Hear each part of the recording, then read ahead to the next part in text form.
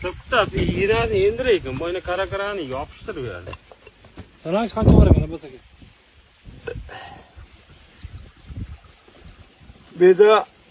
Beda kömleydi. Ya kecha yemiş vardı. Arakayım ketdi. Kelab sanang da.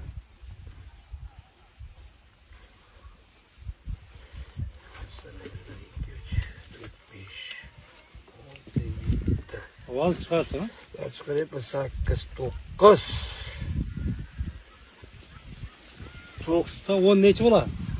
9 qancha bo'ladi? Adashib ketdim o. 100. 1, 2, 3, 4, 5, 6, 7, 8. Yeni malonuz endi sanaymiz. 3 ketsa o'chib ketar. Ben işte tuttum. 1, 2, 3, 4, 5, 6, 7, 8, 9'da. Mana 2'da bilan necha bo'ladi? Bo'ldi. 9da Hammasi. 180 ming, 90 ming. 90 ming. Ha, 180 ming. 180 ming pul bor ekan. Qo'shamiz 90 ga 180. Ha, mana. O'sha nechi bo'lyapti? 80 ming dedingiz usta bu. Ha. 180 ga 90 qo'shasiz. 180 ni qo'shsak nechta bor ekan bu yerda? 50, 9'da. Ha. Ha 72 deng, 70 nechtagini aytdim-da. Ha. 93 94, 95, 96, 97, 98, 93'da.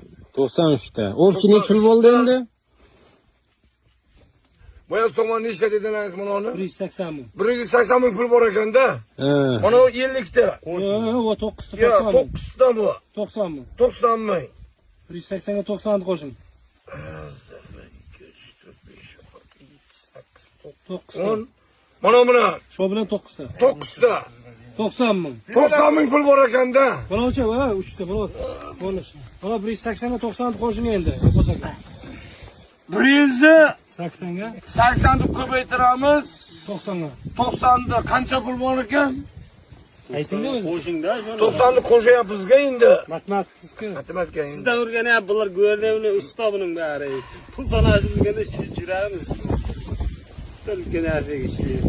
180 ga 90. 180 da 90 ni qo'shsam nechta sonini aytdim-da. O'zingiz aytib bering ya. Ya 33 ming pul bor ekanda.